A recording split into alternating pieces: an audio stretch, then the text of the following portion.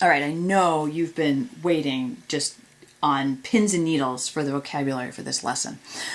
First, a monomial. A monomial could be anything. It could be a constant. It could be a variable all by itself.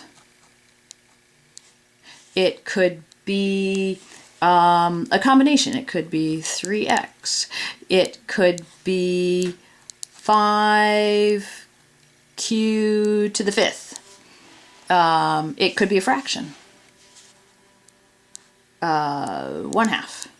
It could be a fraction with a variable in it. A over c. All of these are examples of monomials. I bet, know the root mon, which just refers to one. So one term, any one term is a monomial.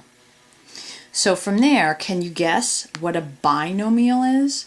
A binomial is two of these together. For example, 5x plus 9. Two monomials make a binomial. Or it could even be 3 plus 25. That's another binomial. Or it could be x cubed plus y. That's another binomial. Same idea when we go to trinomials. Binomials have two monomials. Trinomials will have, guess how many? That's right, 3 monomials.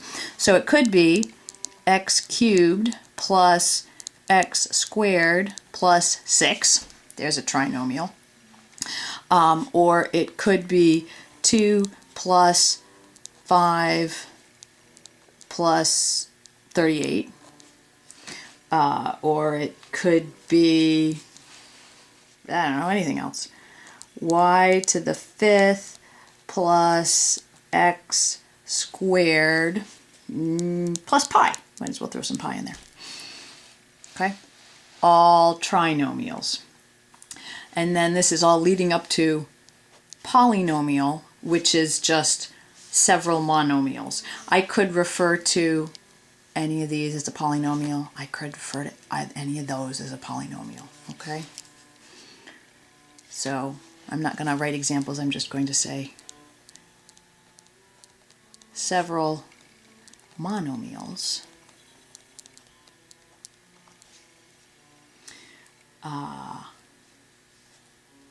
added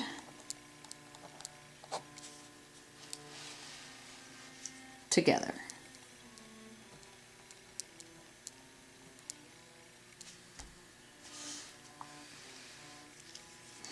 Now, let's move on. Monomials can be further described by their degree. The degree of a monomial, first let's take a look at the description. The degree is the sum of the exponents. Now I'm scooching this way so you can't see what else I wrote yet. For example, if your monomial is x squared,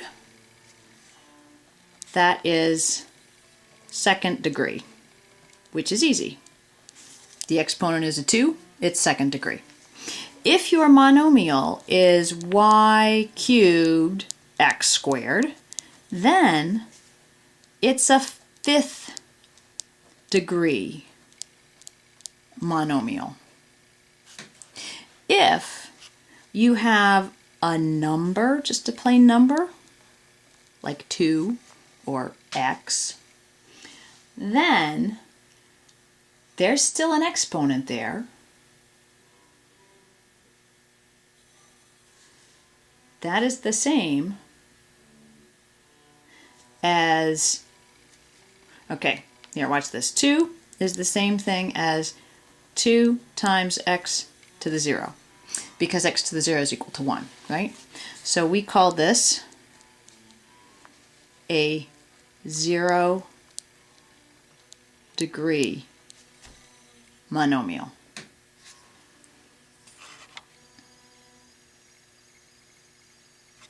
So when you have one exponent, it's simple. That's your degree.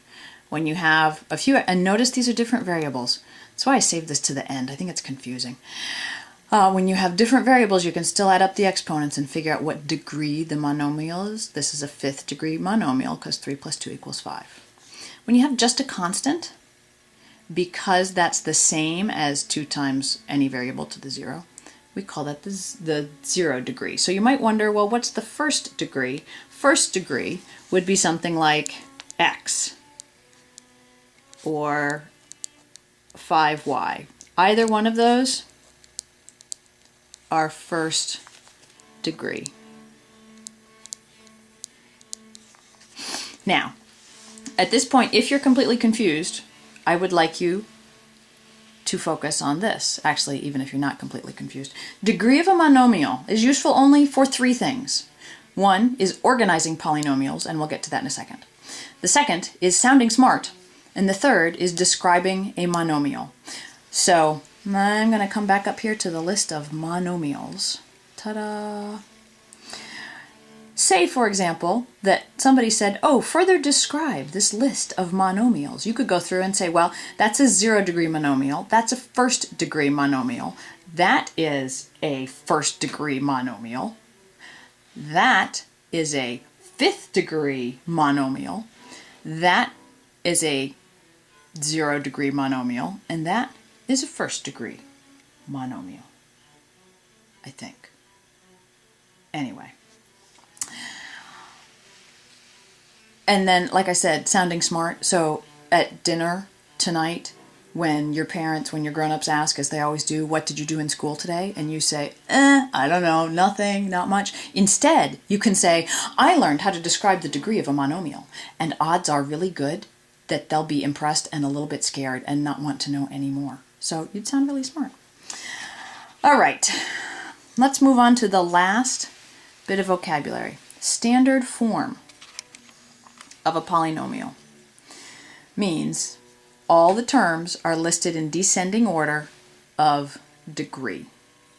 You've actually already done this. When I said organize these things, tidy them up, make them neat, that's what you were doing. So where's a good example? Here we go. If I give you, you've actually done it already. Hang on, let's scoot back.